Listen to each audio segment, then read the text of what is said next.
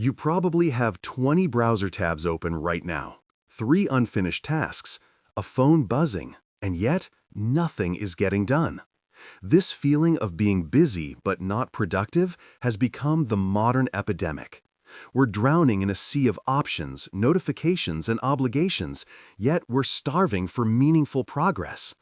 What if the solution isn't doing more, but doing less? What if the secret to productivity isn't better multitasking, but the complete elimination of it? In this audiobook, we explore the radical power of doing one thing at a time. Not as a productivity hack, but as a fundamental shift in how we relate to our attention, our work, and ultimately, our lives. We've been sold a myth. The myth that multitasking makes us more efficient. That juggling multiple tasks simultaneously is the hallmark of productivity in our fast-paced world. But what if everything we believe about multitasking is wrong? What if the very thing we think makes us productive is actually sabotaging our ability to do meaningful work? Let's examine the science behind the multitasking lie. Research from cognitive psychologists reveals a startling truth. Multitasking doesn't exist. What we call multitasking is actually rapid task switching, and each switch comes with a cognitive cost. Studies show that when we shift between tasks, we experience something called attention residue, remnants of our previous task that linger in our mind, reducing our performance on the new task. The American Psychological Association found that multitasking can reduce productivity by as much as 40%. Even more concerning, researchers at the University of London discovered that multitasking temporarily lowers IQ by up to 15 points, equivalent to missing a full night of sleep. Perhaps the most revealing research comes from a study published in the Journal of Experimental Psychology, which found that after an interruption, it takes an average of 23 minutes to fully return to the original task. Think about that. A single notification, a quick email check, a brief conversation, each one costs you nearly half an hour of focused attention.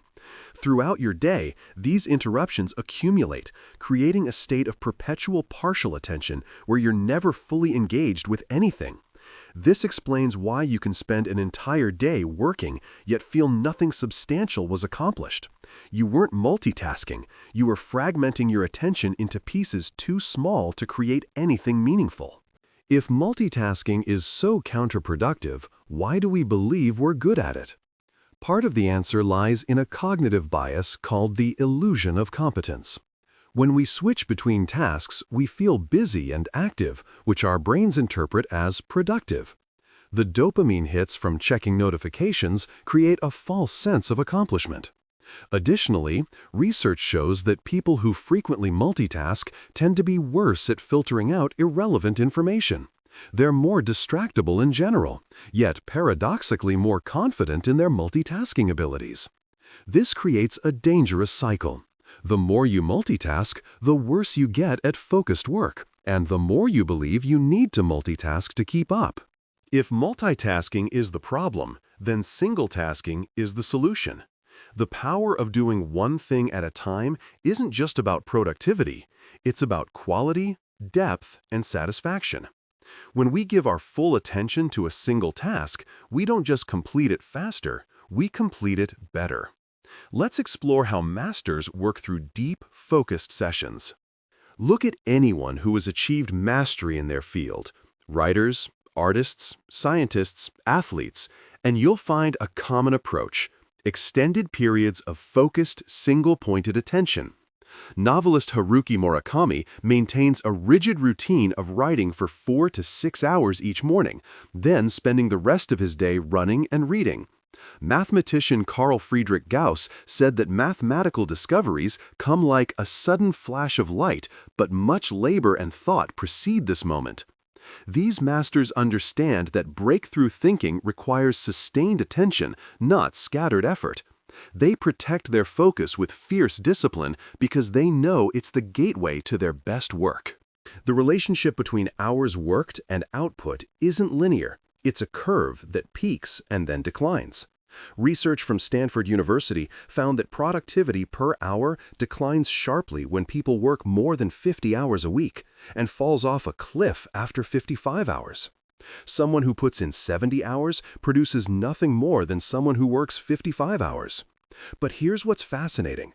It's not just about total hours, it's about how those hours are structured. 3 hours of focused, single-tasked work can produce more than 8 hours of distracted, multitasked effort. The key isn't working longer, it's working deeper. When you do one thing at a time, you achieve a state of flow where time seems to disappear and your best work emerges naturally. Like compound interest, focused work has exponential returns. Each day of deep concentration builds on the previous one. Your comprehending deepens, your skills sharpen, and your results improve dramatically. But this compounding only happens with consistency. When you constantly switch between tasks, you're constantly restarting the compounding process. You never gain momentum.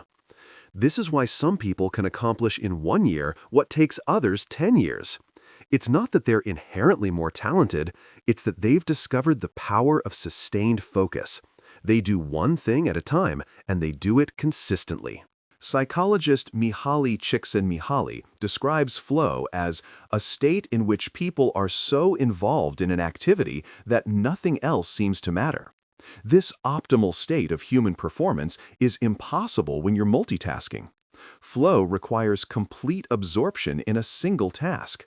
It's why you lose track of time when reading a good book, playing an instrument, or working on a challenging problem. These moments of deep engagement are not just more productive, they're more satisfying. They're the experiences that make work meaningful, and they only happen when you give yourself permission to do one thing at a time. Knowing we should focus on one thing at a time is one thing. Knowing which one thing to focus on is another. In a world of infinite options, how do we choose what matters? How do we identify the tasks that will move us forward rather than just keep us busy?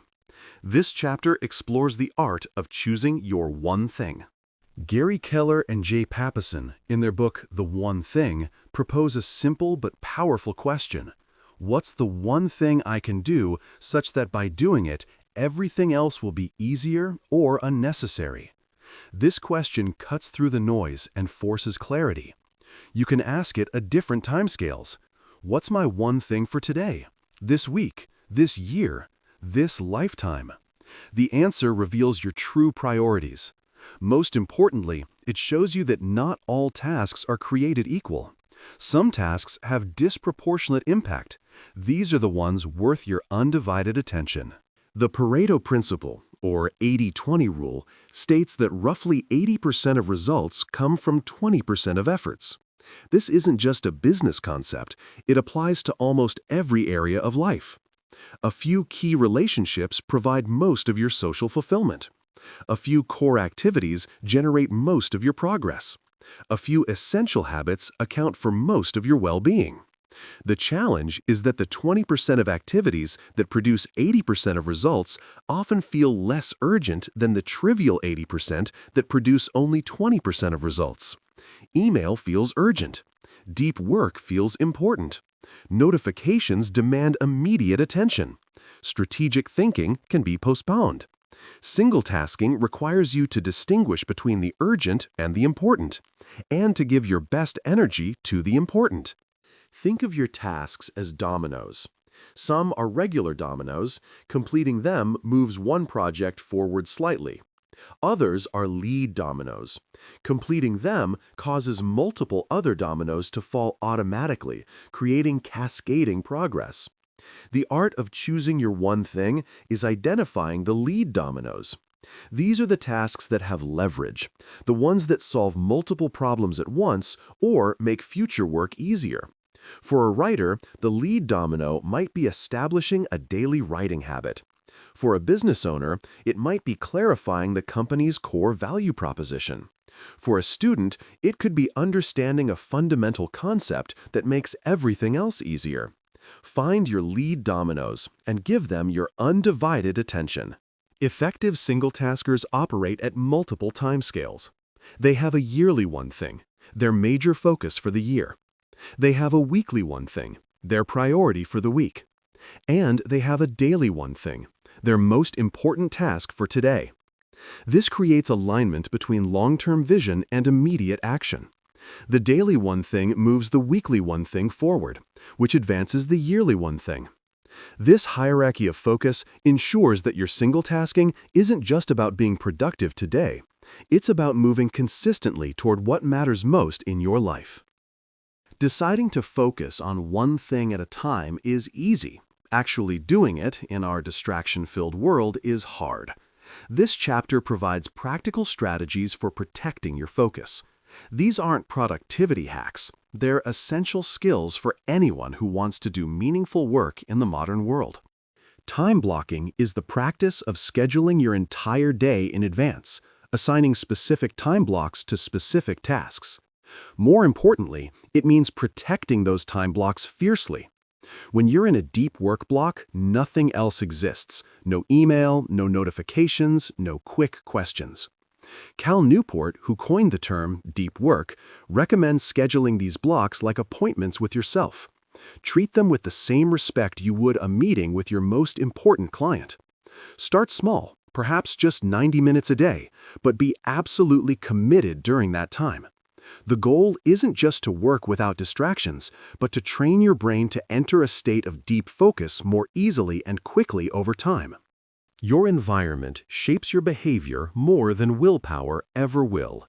To protect your focus, design your environment for single tasking.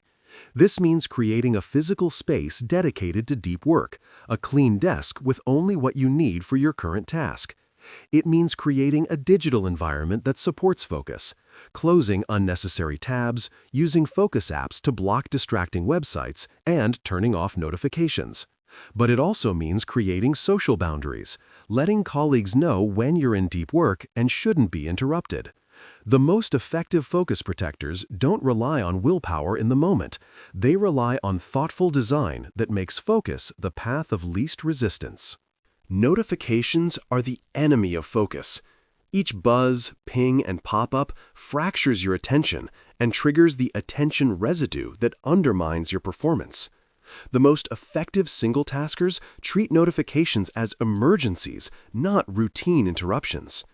Turn off all non-essential notifications on your phone and computer. Check email and messages at designated times rather than reacting to them as they arrive. Create notification-free zones in your day, periods where no digital interruptions are allowed. This might feel uncomfortable at first, like you're missing something important, but you'll discover that very few notifications are truly urgent, and those that are will find their way to you through other channels. One of the biggest challenges to single tasking is the mental residue from incomplete tasks. This is why a shutdown ritual is so powerful. At the end of each workday, take 15 minutes to review what you accomplished, transfer any incomplete tasks to your future self, and create a plan for tomorrow. This process signals to your brain that the workday is complete, allowing you to fully disengage and recharge. Without this ritual, unfinished tasks continue to consume mental energy even when you're not working, reducing the quality of both your work and your rest.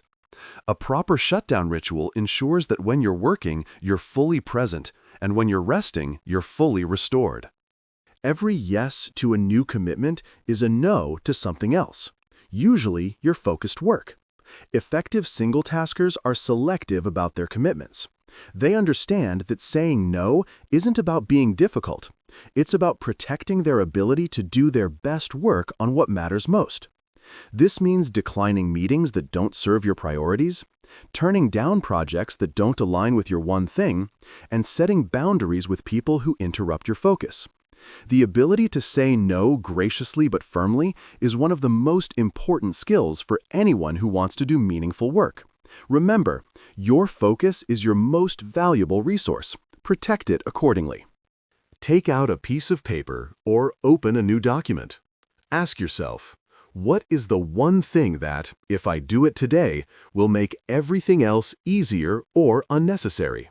Write it down. Now ask, what could get in the way of me doing this one thing?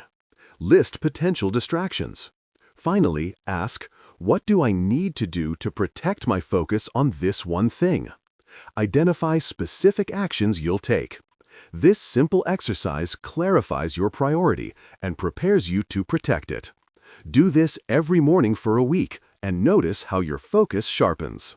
Look at your calendar for tomorrow. Block out 90 consecutive minutes for your one thing. Label it Deep Work, Do Not Disturb. Now, prepare your environment. Clear your desk, close unnecessary tabs, turn off notifications, put your phone in another room. When the time comes, commit fully to your one thing. If distractions arise, acknowledge them without engaging and return to your task. Notice how it feels to give your complete attention to something. This practice builds your focus muscle and demonstrates what's possible when you protect your time. Identify your biggest source of distraction, perhaps email notifications, social media, or a particular app. Commit to removing it for one full day. Uninstall the app, turn off notifications, or use a website blocker. Instead of reaching for that distraction when you feel the urge, pause and notice the feeling. What's behind the impulse to check? Boredom? Anxiety? Habit? Simply observing without acting weakens the distraction's power. At the end of the day, reflect on how your focus and productivity changed. This practice builds awareness and control over your attention. Doing one thing at a time isn't just a productivity strategy, it's a way of being in the world. It's about bringing your full self to whatever you're doing, whether that's work, conversation, or rest.